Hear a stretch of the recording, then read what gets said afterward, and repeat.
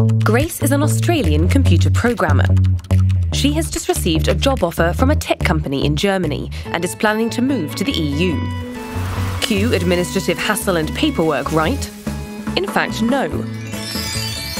Have you heard of the Blue Card? It is a system that allows highly skilled people from outside the EU to come and work in a European country more easily. The EU's population is ageing, and some sectors, like computer programming, are seeing a shortage of new workers. The Blue Card is a way to support European businesses by making the EU market more easily accessible to highly skilled foreign workers like Grace. To get her Blue Card, she will need to prove that she has an EU work contract or a binding job offer of at least 6 months, and have her health insurance in order.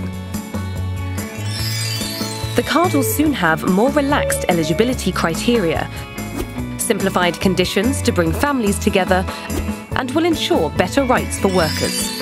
While the card is an EU programme, European countries are in charge of issuing and withdrawing them.